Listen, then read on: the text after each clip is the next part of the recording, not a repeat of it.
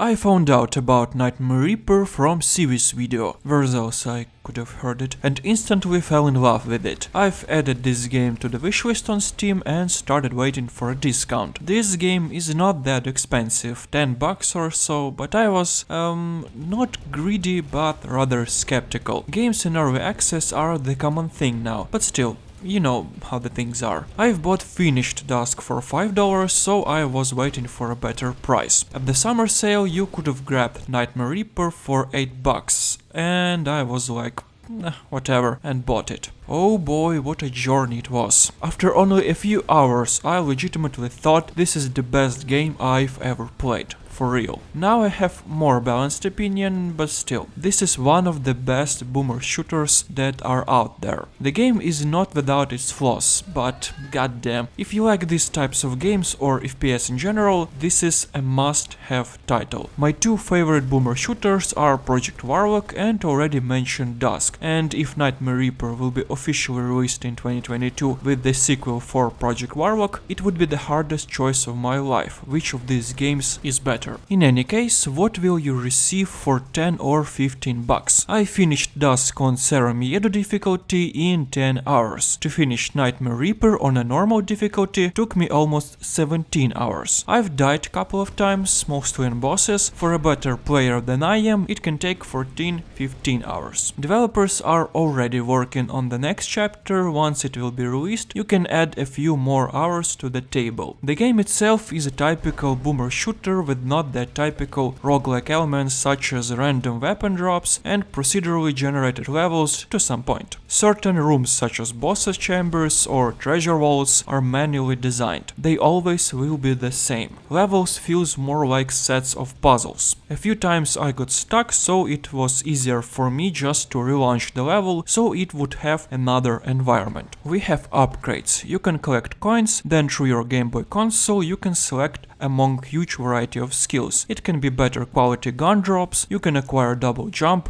strafe, more ammo, etc. This game has some feeling of a progress, both through levels and your abilities. And perhaps the most important question for an early access product, how it is being played from a technical side. Well, in most cases, the game performs completely fine, in most cases. The biggest problem is the stutters. Sometimes game shows you slideshows. I've noticed this happens once you have the first big encounter per gaming session. I've tested the game a bit, without recording program it lags not that much, but still happens. So probably you won't see it that much, and I don't know why does this problem even occur. My guess is that they've made a lot of particles and didn't optimize them. Developers wanted to focus on content first, like most boomer shooters do. Anyway, I don't know if they will fix it in the future. I hope they will. It's not that crucial, but in other words, probably you will have some amount of stutters once every gaming session. In my book, it's a pretty solid early access product with huge amount of content that requires a bit of polishing. This is a brief summary of the game. Now let's get into the details. Visuals here are quite the subject to talk about. First of all, Nightmare Reaper was made on Unreal Engine 4, which in fact a rare sight for boomer shooters. Dusk was made on Unity,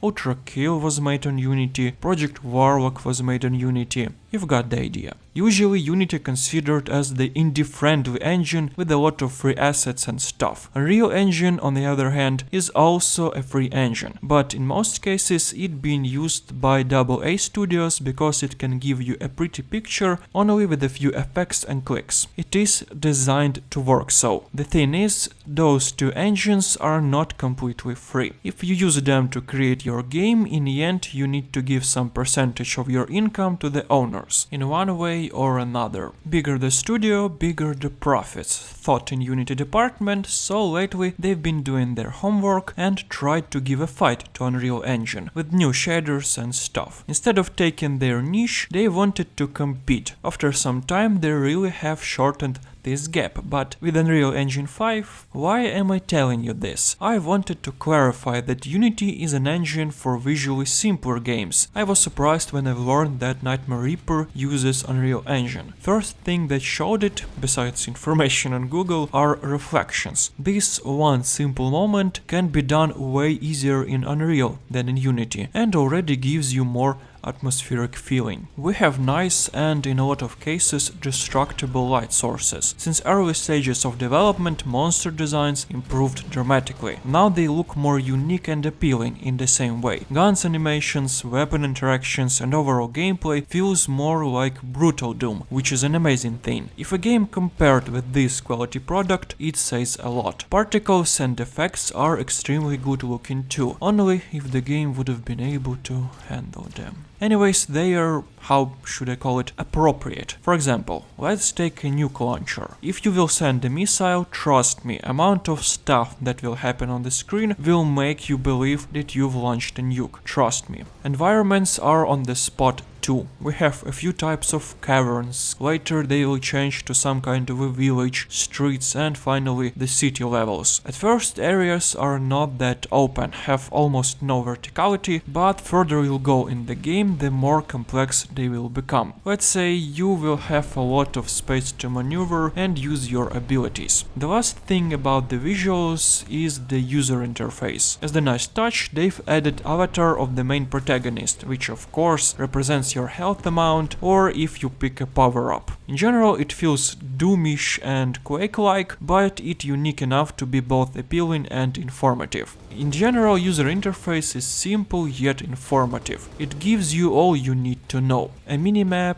gun rarity, ammo amount and so on. It's hard to get lost in this game. After this long monologue about the engines and other boring stuff, the conclusion about the visuals is simple. It's impressively good. Game is atmospheric, appealing. In the same way it's functional and looks like an old shooter from 90s with a bit of graphical steroids, which is amazing. Besides stutter moment, I have no complaints about this side of the game. And what's about the sounds? The first thing you need to know is that it was done by Andrew motherfucking Hillshot. I adore his work to the scale where I look up to his projects and only then play them. Dusk, Amid Evil, Prodeus, Nightmare Reaper, any project associated with Andrew is going to be a huge success. It's some sort of a quality mark, I can guarantee you that. As for this game, music here is obviously good. Some tracks I like more, some of them less.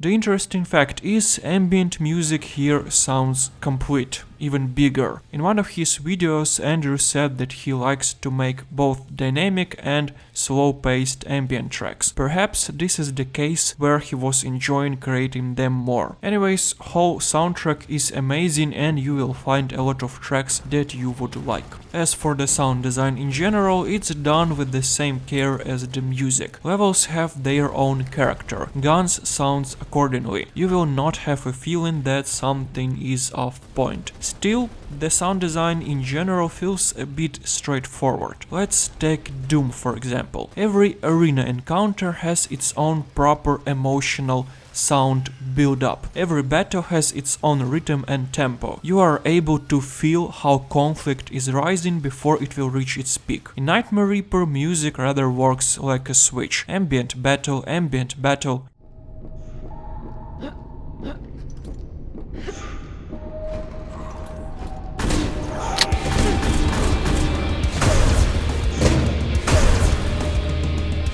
Can say that this is a crucial downside that will ruin the atmosphere or your experience. Let's say sound design with music is good, but their combinations let's call it a teamwork, could have been better. The gameplay is your typical boomer shooter experience. Appear on a level and off you go. Shoot bad guys and get to the exit. It can be a simple trip from a point A to the point B, but from time to time it would be needed to find keys or to destroy pentagrams in order to open a locked door or to solve a puzzle. At first the game builds pacing.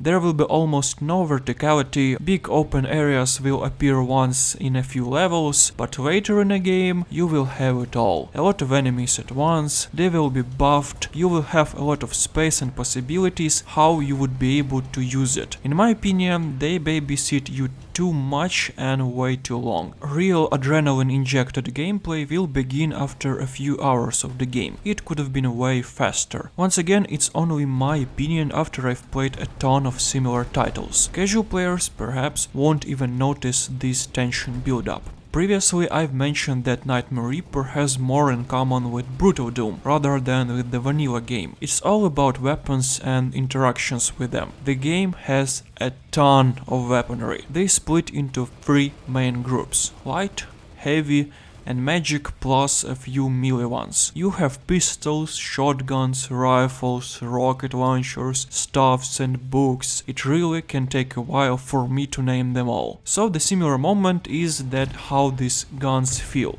And they feels good. Animations and impact from just the basic thing shooting gives me goosebumps. They are that good. I can pick local weapons and play around for hours straight. It's something abnormal how good they are. But the game don't stops here. Just as the levels to some point, guns are also randomized. We have different rarity: common, uncommon, rare and legendary. You can acquire them via drops from enemies or through crates. The better ones stored behind the puzzle rooms, which you are able to avoid. You have a choice here. Guns not completely randomized. Don't expect to see Borderlands here. In most cases it's just a stats swap. Better ammo consumption or better damage, but it's enough to make guns even more unique depending on a random factor. Both this and procedural generation gives us a nice replayability already. To make it work even better, we have an upgrade system. Kill enemies, collect coins, find treasures and buy perks. At first, they are mostly passive quality of life improvements like ammo capacity, more health, but later we can get double jump, dodge, and in a city area the game will give us the hook that allows you to swing. To actually get a skill you need to open your Game Boy first and complete a level of the skill you want to learn. Quite an interesting idea, I should say. Further the game goes, the more intense fights will become. You won't be able just to stand and shoot enemies, you will be forced to move around the levels in order to survive. Guns and perks are cool and all, but your skill is the decisive factor here, and this is an amazing feeling. It is obvious if you would find a nice legendary weapon, you won't give it up that easily. Thus, there is a solution. At the end of every level, you should give up all your weapons except one. Condition is that it should be the first level, basically the weakest one. Later you can keep better guns with a skill, but nevertheless, you won't collect the strongest weapon and play with them all the time. What an amazing idea. Instead of locking you with the same boring guns, you're forced to play with them all. Plus procedural generation and random drops, and here you are. Hours of fun that will not get you bored. To make things easier for a player, developers gave us a few power-ups, duration of which you also improve via your skills. There are bullet time, self-explanatory Reaper time, you've got the idea. To get it even harder for a player, developers also made random events. There is a chance after a kill this could occur. There are a few types of these encounters, most of them bring negative effects, such as gravitation pull or spawning a ghost, but at least you can pet a doggy. What we've got in the end. Core Doom mechanic that still looks amazing, with a new approach and ideas that gives us a ton of replay value. Developers knew exactly how to make a proper shooter and how to execute these ideas. There is nothing that feels out of place. In first Project Warlock, for example, it feels that we needed at least a few more open areas closer to the end of the game to shoot all these amazing guns. Here we got it. Dusk and Amid Evil needed at least a few more guns. Here we have enough and even more. Plus, you will not stick with the same ones. We all know what we need from a boomer shooter. and the game knows it. A few words about the story. Usually we play as a brave unknown warrior because we don't need drama in these kind of games. Here you also won't find a proper plot, but it mind-blowingly good in legitimizing what we do. Let me explain. We play as a mentally ill girl that lives in an asylum. To actually play the game, you need to go to bed. Once you fall asleep, your nightmare begins. Everything that is happening in the game is a fiction. If you die on a level, you will wake up. If we read notes of our doctor, we will discover that our character, well, had not the best life possible. It's not a big surprise that she's here. To escape from her abusive parents, she played old games and watched vintage films. There is another explanation for authentic of this game. In my imagination, this monster that we fight could be the memories of horrors from real life. Female zombie could be her mother. Soldier could be a rapist. It's up to you. For me personally, game gives us space to think of the plot I want, which makes me more attached. After every chapter, we can go deeper in the clinic, take keys, cards and open new doors. Perhaps in the future we will escape this place and will bring our nightmares to the real world. This is also my theory, not a fact. It's a big deal for me because usually you run around on a space station fighting aliens, but here it feels unironically real. I believe this game. And that's all I wanted to say about Nightmare Reaper. Honestly, I've had a good time playing this game. One of the best boomer shooters I've ever tried. Seriously, buy it. A few downsides couldn't ruin it for me. I really do hope this game will get more recognition it deserves.